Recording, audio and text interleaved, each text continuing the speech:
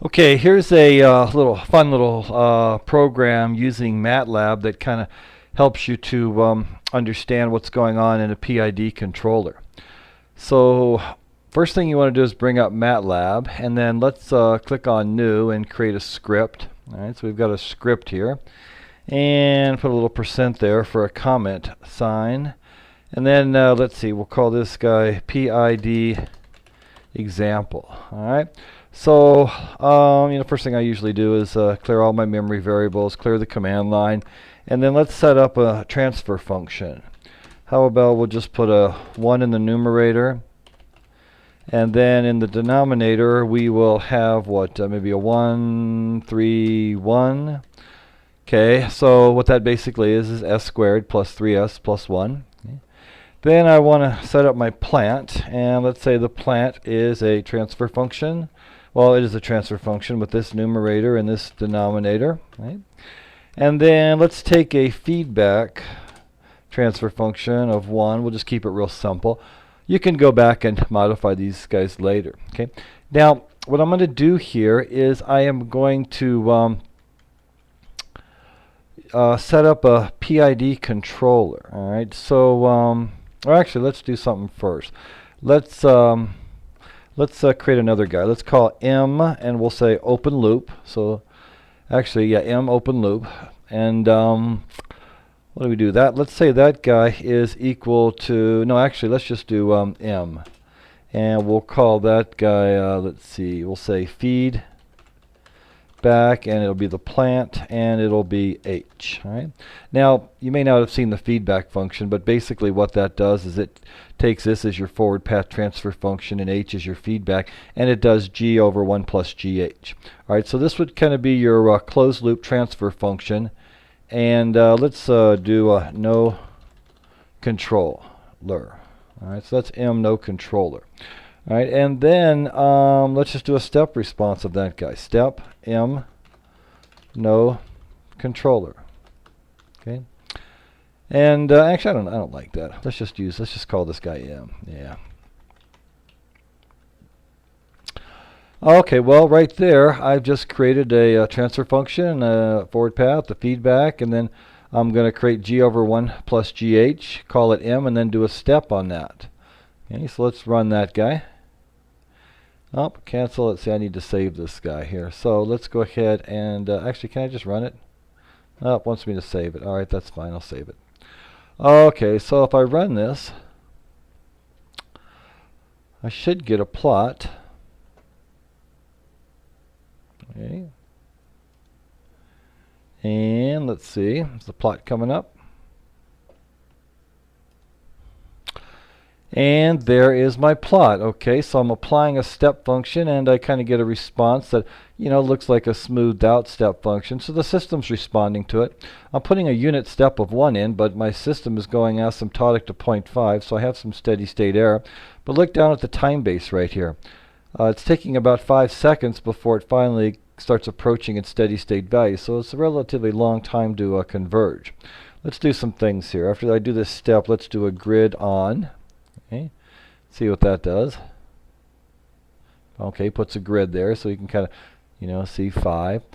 All right, let's see. At that point, what I want to do is I want to create some a different block of code. Notice the double print or the double % kind of sets up another separate block of code. Let's set some PID variables. KP equal to 1, KI equal to 0, and KD equal to 0. Okay. Now at this point I'm going to create a controller, GC. And what you want to do there is you want to use the PID function, and you pass it K, P, KI, and KD. But when you look at this, what are KI and KD? They're both 0. So I basically have a PID controller that's going to amplify by 1, which is basically nothing. All right. So if I do that, then what I'm going to do is create another closed loop transfer function. But I'm going to call this MC. And that's going to be my closed loop transfer function with control. And again, that'll be feedback. Okay.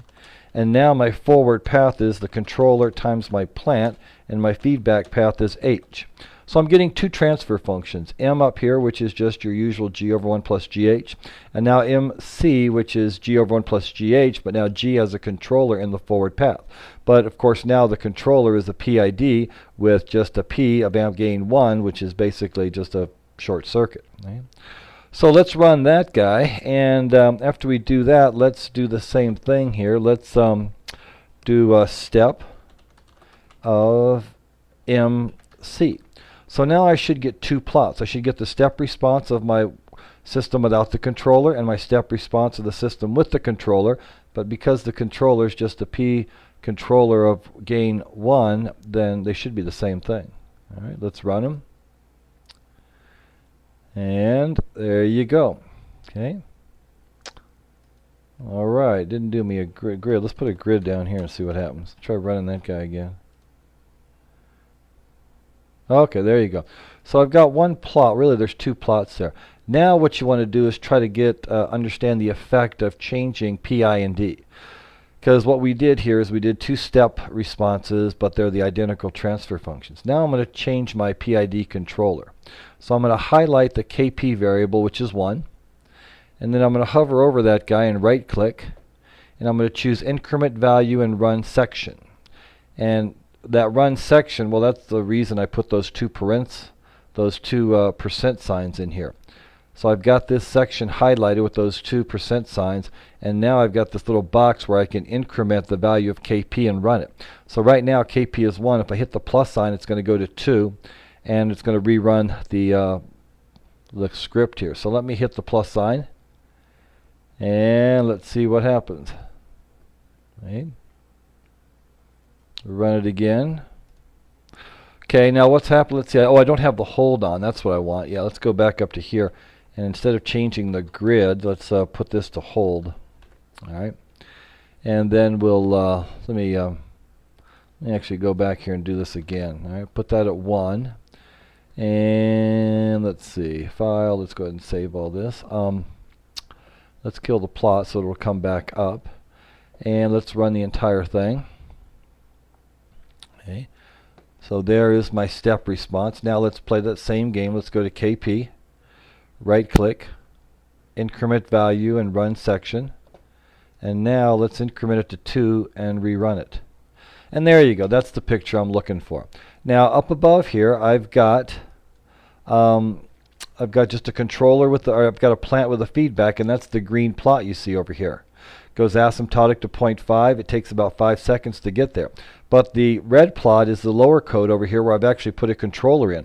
And all I did was put a P controller with 2. And we kind of showed in class that that P controller basically just makes the system do what it's going to do but faster. And it could change the steady state error here.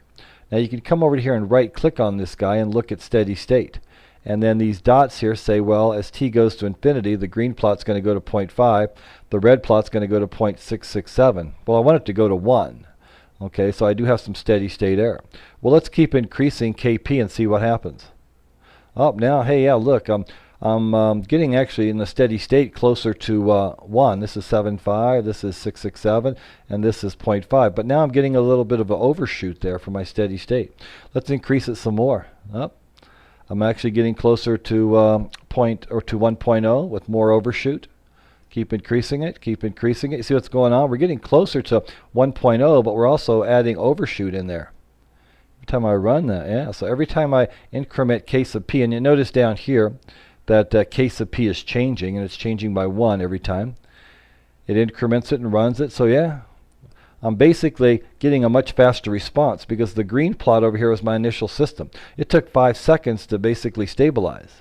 And then now with my P controller in there, it's pretty much hitting its final value at like a third of a second.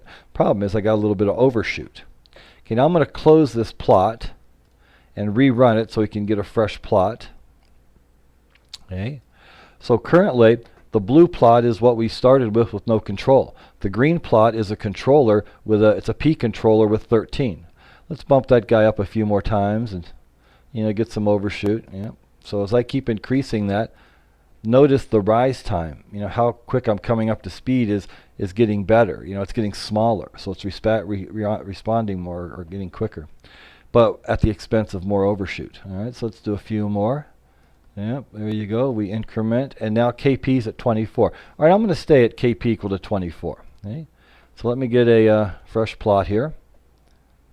And that's the effect of a P controller. Now let's go down to the D and start incrementing that guy. Well, a lot of people say we need to damp out these oscillations, but damping isn't really the correct term. Because if you remember, like a periodic pulse train is a Fourier series with an infinite number of terms. Well, if you don't pass those higher terms, those terms that are up near infinity, what you're going to do is you're going to get ringing in your output. Because the really, really high frequency components are being filtered out on a perfect edge. So what we really need to do is allow high frequencies to come in here to kind of turn that oscillation into more of a square edge. And how do you put more high frequencies into your system? Well, you do that with derivative control. So over here I've got KD, and I'm going to highlight the value, and I'm going to start incrementing KD. Now look what happens to the response. Hey, we're starting to damp out our oscillate. Now, don't say damp. Damp is the wrong word. We're starting to add bandwidth to our system, which allows higher harmonics to come in, which allows me to get edges in our signals. Discontinuity and edges are really high frequencies. So we're allowing more high frequencies to come in, and look at the response. Yeah, we're actually going up there and boom, making a hard right turn and kind of stabilizing, as opposed to that ringing effect, which means you're filtering out the really high harmonics. Okay, so I'm going to close this one and get me a fresh plot again with run. And now what we've got is we had a system that took about 5 seconds to stabilize, and then we put a P controller with coefficient 24, a D controller with derivative controller with 8, and now we've converted that blue one into a green one. That's a pretty darn good response. But now there's another issue here. Steady state. The blue controller went to 0.5 when our input said go to 1 because it was a unit step. Well, the green response went to 0.96, which is pretty close to 1. But we're not going to be able to get to 1 unless we put some integration in here. So let's go over to this guy and highlight our Ki. And then what I'll do is I'm just going to increment that guy 1 and watch the green plot. What's happened there? Okay, it increased a little bit. And notice the red plot now has a final value of 1. The green plot has 9.6. So by me putting that integrator in there, I zeroed out the steady state. And I put a 1 in there, and I get a 1 output, and I got a really nice quick response. I have minimal overshoot, and here is my PID controller. Now I'm using the PID function to get G sub C, and then if I go over to my command window and I type G sub C, then there's the transfer function, which we talked about in class. There's your P, there's your I, and there's your D, and then there are your values. And you basically tuned a PID loop. Okay, now here's an exercise left for you guys to try. Let's go up and change our plant. Okay, let's change our plant to a third order system. So now I've got some physical entity that I'm trying to control that's a third order system, S cubed plus S squared plus 3S plus 1. Let's run it and see how our PID controller works with that guy. Okay, let's close the window. Ouch! Well, for a third order system, what happened? With that PID controller, it blew up. So, exercise left to the reader. Figure out how to tune that third order system. All right, I'm going to stop there. I've talked way too long. See you later.